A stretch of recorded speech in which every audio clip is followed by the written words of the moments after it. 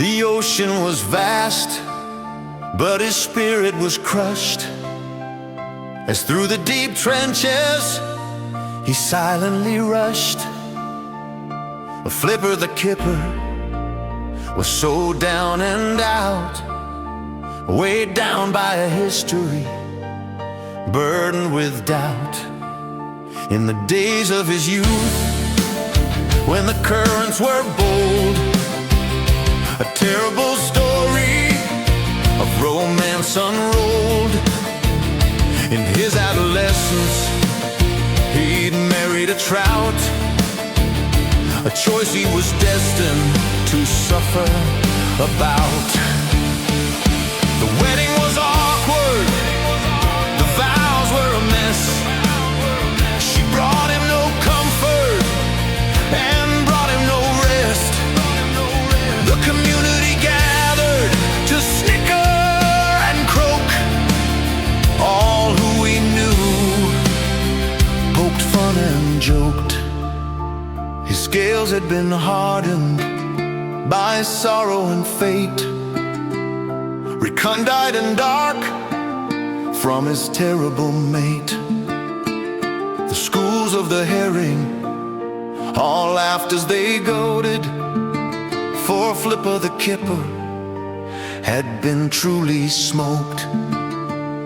The seasons rolled on through the dim underglow, where rivers of salt and the cold undertow brought whispers of change to the floor of the bite. Now Flipper met Nipper, a crab of delight. Her shell was a crimson of brilliant design. Her pincers were graceful, her posture divine. She walked with a sideways, enchanting delight, and both then went dancing one summer's night. They spun through the kelp in a waltz of the sea, as happy as two bottom dwellers could be, forgetful of trout and the pain of the past. They had so much fun, and they both fell in love.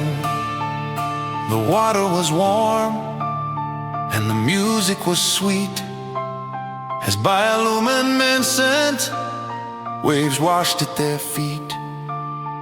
They dreamed of a future where joy was enough, but a worm on a hook fell from surface above.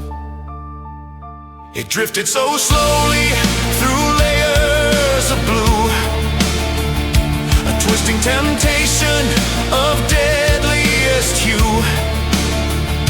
The warning signs flashed in the depths of the squirm, but attached to the hook was a large, juicy worm. The hunger was sharp, and the logic was blind, with dreams of the feast taking over his mind. He ignored the sharp steel as it started to turn.